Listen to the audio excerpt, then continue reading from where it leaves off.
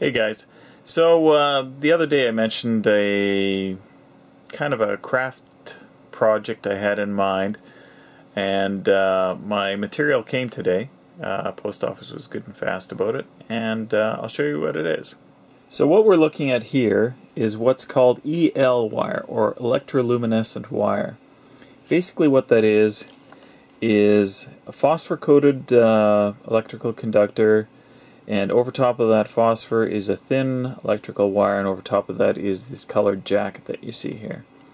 And what that does is when you run high frequency, reasonably high voltage current through it, glows. That's kind of neat stuff.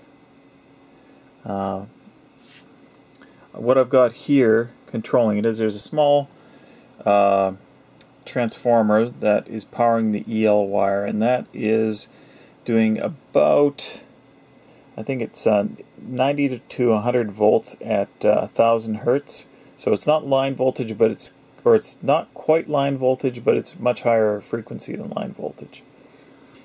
Now I'll turn that off because that could get irritating fairly quickly.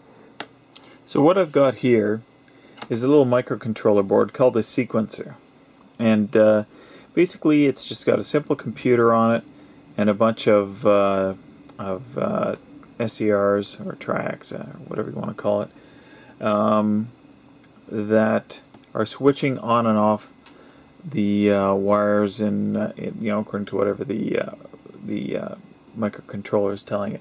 I have a simple little program here. I don't think it's worth showing because I don't know what you'd make of it, but nevertheless, the idea is, or my idea is, I'm going to create a sign. Now I'll show you a load of slightly different program to it, and I'll show you what the lights look like, or what the EL wires look like otherwise. So let's go, we'll hit upload, we'll turn the transformer back on, and the plan is I'm going to make a sign. And what these things is kind of cool about them is they're a lot like neon wire. They're fairly bright, but not anywhere near as bright as, say, a real neon sign would be. But it's the sort of thing where you can make your own, little project. My plan is, well, I'll just spell it out for you. It's E-S-S-O. S-O. S-O. Just going to make a little EL wire sign. When I was a kid in Regina, I remember there was an old Esso sign on top of a old Esso service station. I think it was across from the Northgate Mall in Regina, Saskatchewan, and I just thought that was cool. Now this isn't necessarily the colors I'm going to use. This is going to be the blue outer ring, and then all the letters are going to be in red. I just bought some of the different colors just to see what they'd look like.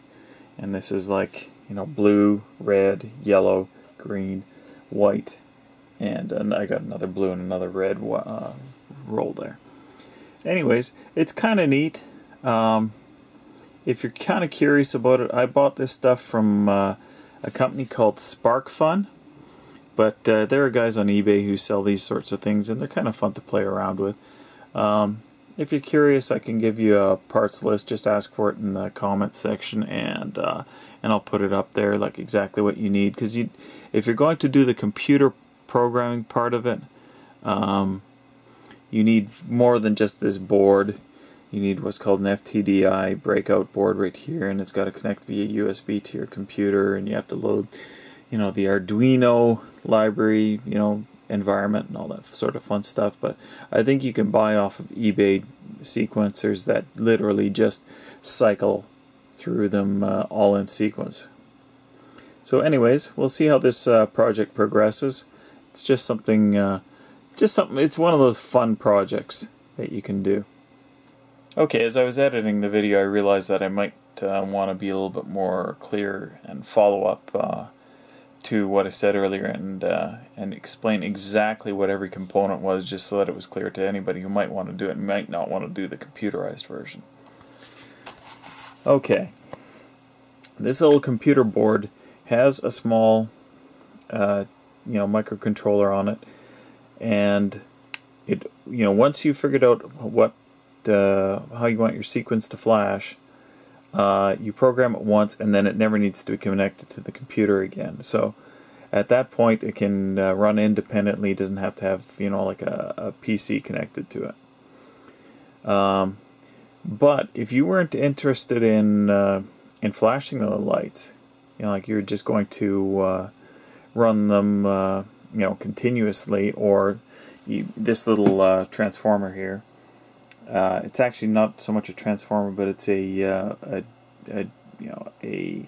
step-up transformer in here. So it's going from 12 volts DC to, like I said, 90 to 100 volts AC. High frequency AC, and it actually has a switch on it for flash mode, so you can actually have it flash it. I think it flashes 1 hertz or something like that. And once again, you just would connect all of your wires in parallel to that transformer there. Oops, knock that off. The wire can be cut, and you can actually, like once you cut it, it's not, like the remainder is not ruined. You can solder more connectors onto it, so you don't necessarily have to use the whole, what is it, 3 meter length of it.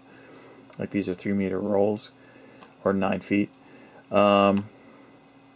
Soldering on, I haven't tried it yet, but I read it or watched a tutorial on YouTube, and it seemed fairly straightforward. There are, I think, 10 or 20 different colors that you can get of this stuff. I probably should have bought a couple more for the hell of it. Apart from that, I hope that clears things up a little bit. So anyways, that's it for today, guys. Thanks.